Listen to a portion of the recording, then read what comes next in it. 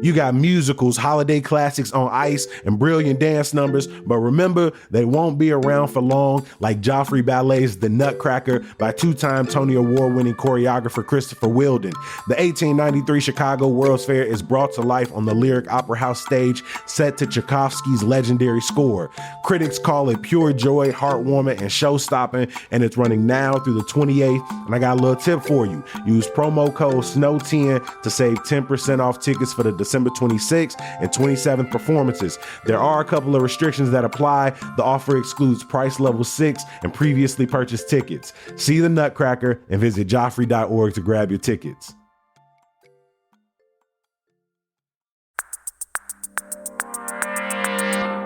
Today on CityCast Chicago, will the mayor deny a permit for a controversial metal shredder in Pilsen? Plus, can you guess that quotation and have you voted for the best of Chicago?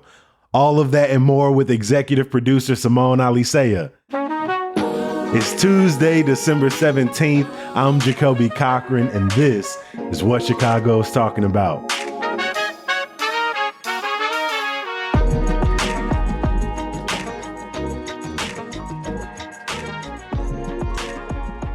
Morning, Simone. How you feeling? I'm doing okay, Jacoby. How are you? I'm doing good. All steam ahead to our week and a half Christmas, New Year's break. I'm really looking forward to it. Oh, you and me both. I think it's going to be, it'll be a nice little time. We got to start this final Tuesday conversation talking about a story that I feel hasn't got enough attention in the last few months, and I think will really be on a lot of our plates come early 2025. And that's a permit renewal for a metal scrapper in Pilsen. Simone, when we started this podcast almost 4 years ago, we were talking about another metal shredder on the southeast side trying to get a permit. Can you tell us how are these stories maybe similar but also different? I think they're similar in the sense that, you have a metal shredder, this sort of metal scrapping business that wants to do business in these neighborhoods. And you have neighborhood pushback, specifically pushback on the basis of the environmental impact and the potential health impact that, emissions or pollutants from these operations could cause in the neighborhood. So in Pilsen, what's happening is there is a metal scrapper, Sims, that has been operating on an expired permit since 2021 and has been pushing for a permit renewal. And neighbors have been sort of pushing the city to deny this permit. Most recently, the city has opted to sort of delay it indefinitely. We're a little bit in limbo at currently. So the health department, the city's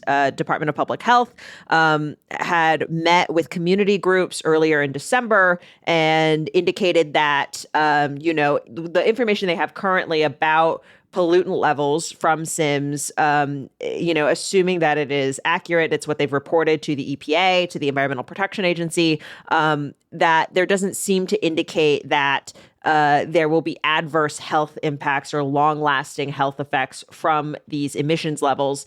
Neighbors have pushed back, saying that there should be a cumulative health risk assessment that assesses impact not just from the emissions from Sims, but also just taking into account all the other polluters in the area, trucking, other industrial operations, that how is that contributing to the overall effect in this neighborhood? Neighbors are essentially telling Sims, no matter what your health impact or environmental impact studies say, you don't operate in a vacuum. You are not isolated. You are coming to a neighborhood similar to when we saw the General Iron fight back in 2021 through just earlier this year, when a judge made a decision on their operating permit. What we saw is neighborhoods saying, we've had to deal with this manufacturing footprint for decades and decades and decades. And thus, the adverse health impacts are generational. They're things that we need to kind of pump the brakes on and look back and see how our communities have been impacted. We need to look forward to see what are some of the remediation that's needed to make these communities more safe for the people who live here. I suspect there are considerations to be made just in the overall business of things, right? This is a business that has been operating in the neighborhood, as opposed to sort of opening up a new operation, which was a little bit more of the case when you're talking about the General Iron fight. I think, too, the other thing that's happening is you have overlooking all of this. The city right now is in an agreement with the Federal Department of Housing and Urban Development over environmental justice issues. That department saying that the city of Chicago essentially has demonstrated a pattern of environmental racism, concentrating manufacturers in largely Black and brown neighborhoods, not punishing companies who have a history of serial violations. Again, those companies in neighborhoods that are highly concentrated by Black and brown Chicagoans. And we've talked about this on the show several times, right? The neighborhoods that see the biggest impacts from environmental impacts and pollution impacts are Chicago's Black and brown neighborhoods, for the reasons that you mentioned. It's a greater concentration of manufacturing, again, and trucking and these various industrial operations, among other things as well. Less trees, for example, means those neighborhoods also experience extreme heat. Same neighborhoods that experience increased flooding during torrential rain. It really piles on the more and more you talk about it. Exactly. And as you alluded to, the Chicago Reader reported on an investigation that one of these neighborhood groups has just put out, showing that the city rarely enforces environmental regulations among contractors. That contractors who have reported citations are still doing business with the city.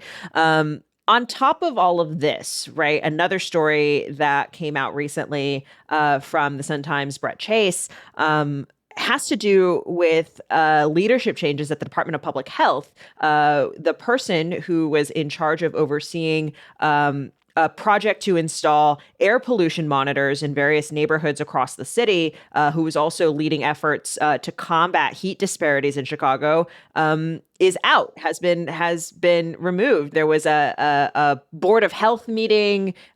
This person, Raed Mansour, had a disagreement with a senior health board member at this meeting. And then following that disagreement, Mansour was sort of pressured to resign and has left. And this has caused a real rift, I think, between the Department of Public Health and some of these neighborhood groups who actually felt like they were being worked with. It was sort of a rare case of they felt involved in this air pollution monitoring project. The city says that project, which they say is a pilot, will still happen in 2025. But I think there's just a lot of these stories all kind of happening at once. And I think it's important to kind of take them all together because it raises this larger question about, in 2025, how will the Johnson administration make good on his promises to put the environment front and center? We did get a newly reconstituted Department of the Environment. That was one of his campaign promises. However, it's smaller than its predecessor was. It doesn't have the power to enforce environmental regulations to punish bad actors. No, it's pretty much strictly a policy arm, which, it just doesn't quite have the teeth, I think, that some advocates would want. And I think the other question in 2025 is, what will a new Trump administration mean for Chicago's ability to actually act on its environmental goals? I think, I don't think anyone would be surprised if there are cuts or really big changes at the federal Environmental Protection Agency, and that will almost certainly trickle down, whether in terms of funding or policy directive or otherwise, to whatever Chicago is doing as well. And so, there have certainly been a lot of things, right, that we have talked about over the last few months when it comes to schools, when it comes to the police department, just the budget overall and the city's finances and financial picture. But I think it's important to note that, these environmental issues are not going away just because we have these other financial issues that we have to deal with.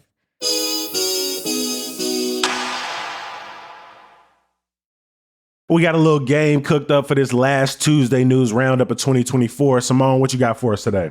Yeah, so over the year, we have been collecting some prize quotations, some quotes from various news stories that you may or may not recall. And I am curious, Jacoby, if you can tell me who said the quote. We've got them from a lot of, from politics, from sports to pop culture. We got all kinds of things. So, Jacoby, you ready for these quotes? I got you. All right. First one. I'm so excited about not having a connecting flight to go and see my husband. Oh. Do you want a category for this one? Yeah. This is in the sports category.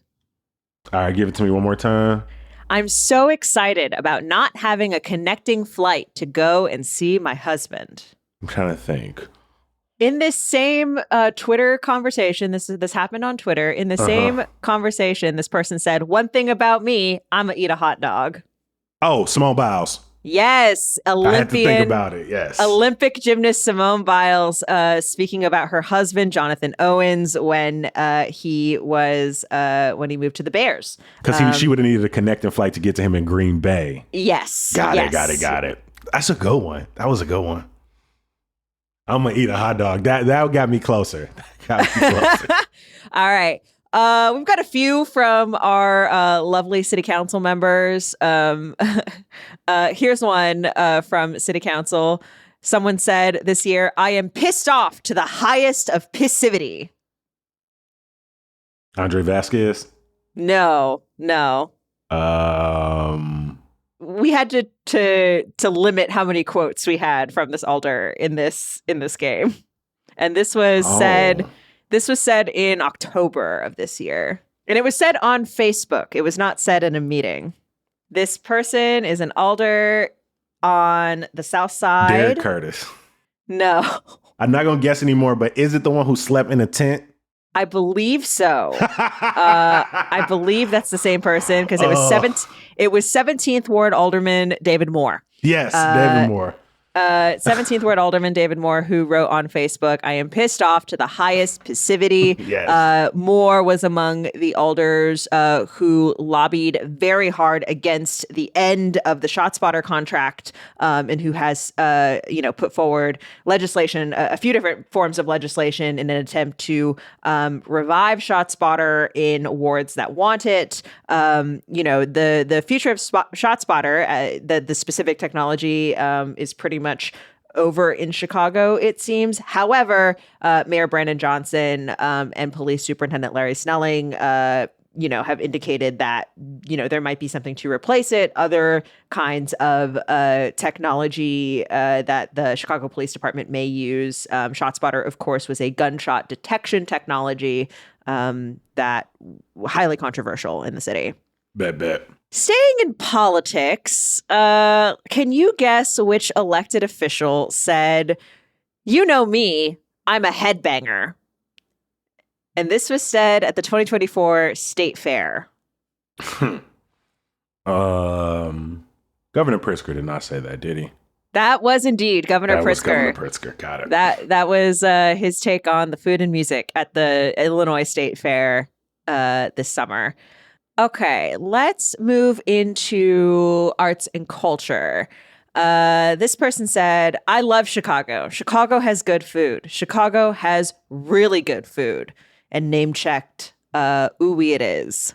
Ayo Edebiri. That is exactly right. The actress who plays Sydney on The Bear. Ooh-wee it is in Chatham, right? Closed earlier this year after Ayo was there, unfortunately. But it was nice to get that little shout out. Here's another one from one of our esteemed city council members who said in a story, "I thought a couple others would have had some balls to support a guy that helped them forever." Let me hear that one more time. "I thought a couple others would have had some balls to support a guy that helped them forever." This is an alder person. I don't know. This is about the trial of former Alderman Ed Burke. Lopez?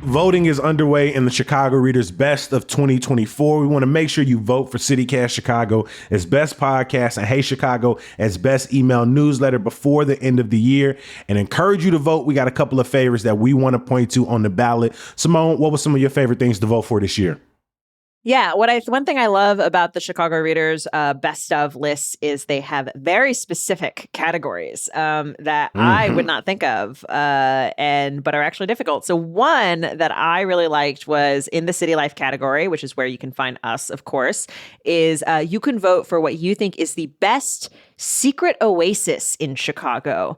And, a couple of my favorites on there that we've talked about, the Montrose Point Bird Sanctuary is on there. But the one that I think will get my vote because it is free for Illinois residents is the Garfield Park Conservatory. That is my favorite secret oasis in the city. But I think it's a tough competition. I think that's a tough vote. No, I think it depends what you're looking for. I think the conservatory, by nature of it being accessible to the most amount of Chicagoans, gives it an advantage.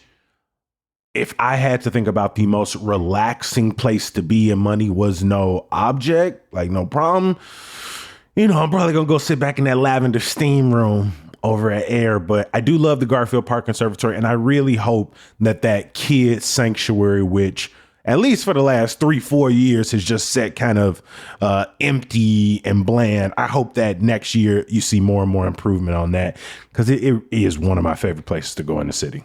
Jacoby, what was one of your favorite categories to vote in?